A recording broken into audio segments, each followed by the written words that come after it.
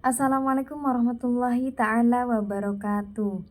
Nama saya Intan Amelia, saya dari kelas B6 semester 2, Prodi PJJ PAI UIN Syekh Nurjati Cirebon. Di sini saya akan melaksanakan tugas mata kuliah praktek Qiraah.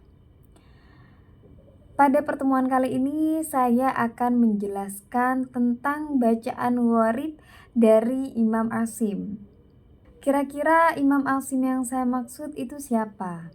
Nah, di sini perlu kita ketahui bersama bahwasannya imam-imam qurra yang berjumlah 7 atau biasa kita sebut dengan imam qiraah sab'ah adalah para imam qurra yang paling masyhur di antara para imam qurra yang lain. Di antara ketujuh imam tersebut ada salah satu imam qiraah yang paling banyak diikuti bacaannya. Beliau adalah Abu Bakar Asim bin Abi An-Najud atau yang lebih kita kenal dengan nama Imam Asim. Langsung saja di sini saya akan menjelaskan bacaan gharib dari Imam Asim. Sebelumnya gharib itu apa sih? Nah, gharib menurut bahasa artinya tersembunyi atau samar. Sedangkan menurut istilah, para ulama qurra itu mengartikan gharib adalah sesuatu yang perlu penjelasan khusus dikarenakan samarnya bahasan atau karena permasalahan baik dari segi huruf, lafadz, arti, dan lain sebagainya yang ada di bacaan tersebut. Adapun bacaan-bacaan yang dianggap gharib diantaranya ada imalah, ismam, kemudian ada sakta, ada tashil juga, ada naql dan lain sebagainya. Nah, yang pertama di sini saya akan menjelaskan bacaan imalah. Apa itu bacaan imalah? Nah, ternyata bacaan imalah menurut bahasa berasal dari kata amalah yamilu imalatan. Jadi imalah itu artinya memiringkan atau membengkokkan. Sedangkan menurut istilah, imalah itu artinya memiringkan fathah kepada kasroh atau memiringkan alif kepada ya. Nah, bacaan imalah ini banyak dijumpai pada qiraah Imam Hamzah dan Al-Kasai. Contohnya di sini ada pada Quran surat Hud ayat 41 yang bacaannya adalah Bismillahirrahmanirrahim. Wa qala rkabu fiha bismillahi majreha wa mursaha. Nah, al-majreha ini itu kalau dari tulisannya itu majroha. Tapi di sini kita miringkan dari bacaan fathah agak ke kasroh gitu. Jadi majreha seperti itu teman-teman. Nah, yang kedua ada bacaan ismam. Apa ismam? Ismam artinya menyampurkan domah pada sukun dengan memoncongkan bibir atau mengangkat dua bibir. Nah, pada bacaan ini itu terdapat pada lafadz la ta'manna. Nah, pada lafadz ini secara lafadz itu bertuliskan la ta'manna, tetapi cara baca kita bibir seakan-akan mengucapkan kalimat la ta'mannunna. Jadi suara kita itu melafadzkan la ta'manna, namun bibir kita itu seakan-akan membaca lafadz la ta'manunna.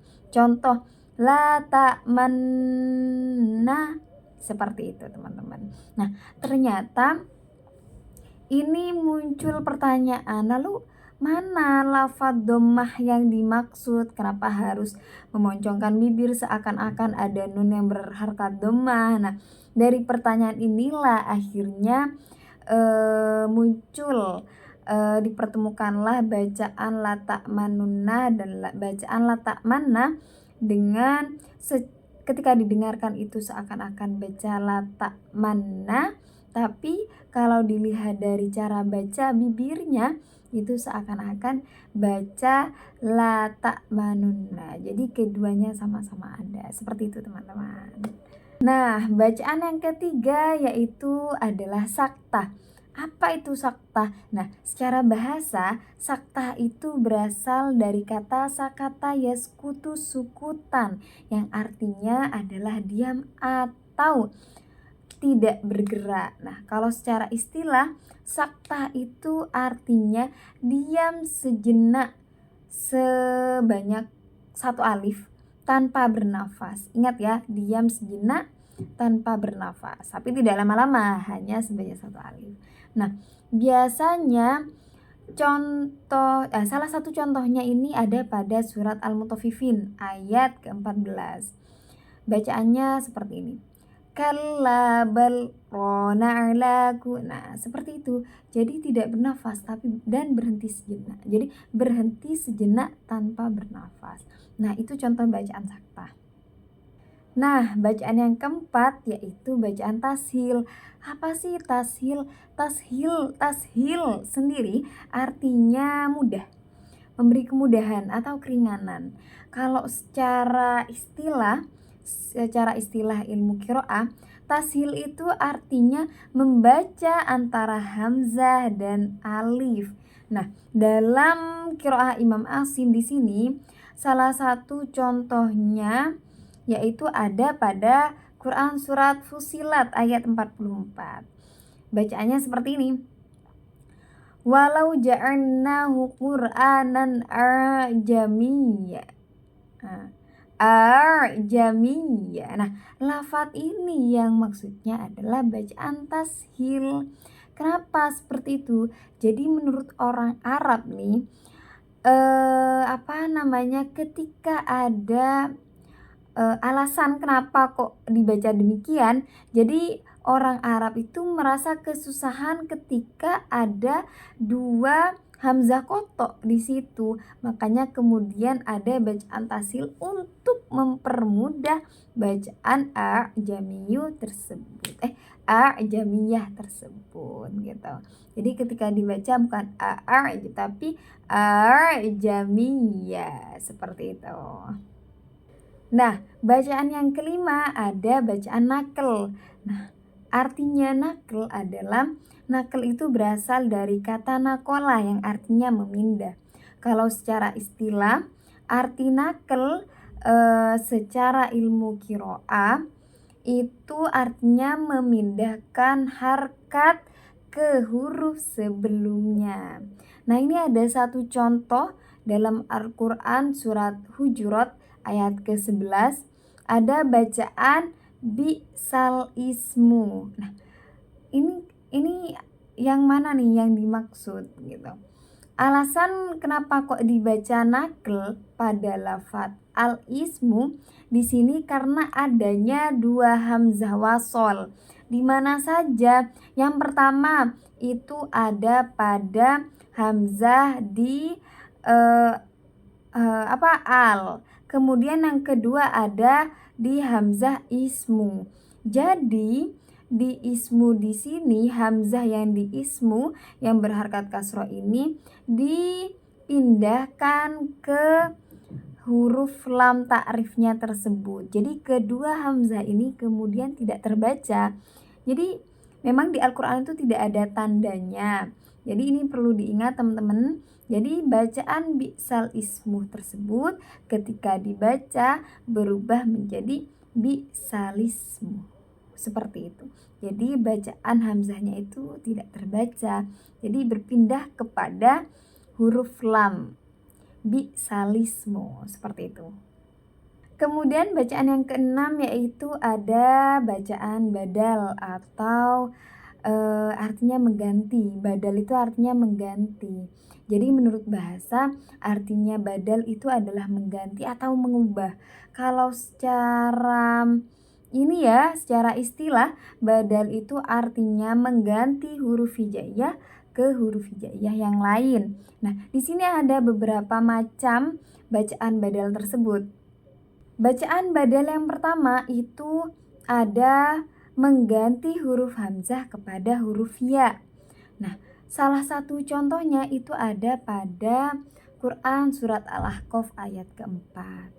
Nah, di sini lafaz yang asli itu ya, kalau di tulisannya itu adalah am lahum syirkun fis samawati tuni. Nah, biasanya cara bacanya kalau kita baca ketika bacaan itu diwakofkan maka dibaca fis samawat.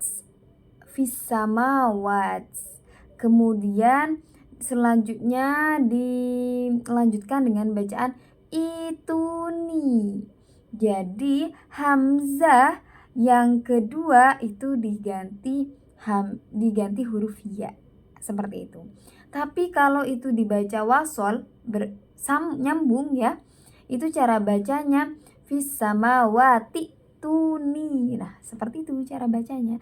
Jadi huruf hamzah itu kalau ini dibaca wakof ya, huruf hamzah yang kedua pada lafadz utuni itu huruf hamzah yang kedua itu diganti huruf ya.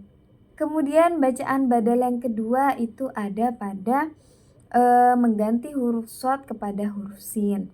Nah, ini ada pada Quran surat Al-A'raf ayat 69, yaitu pada lafadz bastotun. Jadi kalau di tulisan nih ya, di tulisannya itu tulisannya adalah shad, tapi ketika kita baca itu seperti kita membaca sin, menjadi bastotun. Nah, yang awalnya yang ditulisan itu asalnya adalah shad, tapi cara bacanya itu dibaca sin, jadi bastotun. Kenapa demikian kok kemudian dibaca sin? Jadi itu mengembalikan pada asal lafadz.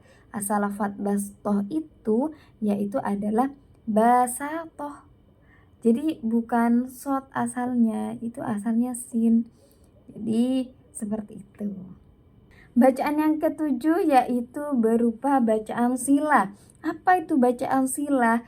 Jadi menurut ijma ulama qurra nih, bacaan sila itu apabila ada dhamir yang tidak diawali dengan huruf mati. Tidak diawali dengan huruf mati ya, ingat-ingat. Contohnya seperti lahu. Nah, hak dhamir sebelumnya diawali oleh huruf lam yang berharkat fathah, maka huruf hak dhamirnya itu dibaca panjang sebanyak 2 harkat atau 1 alif. Contoh bacaannya seperti lahu ma fis sama. Nah,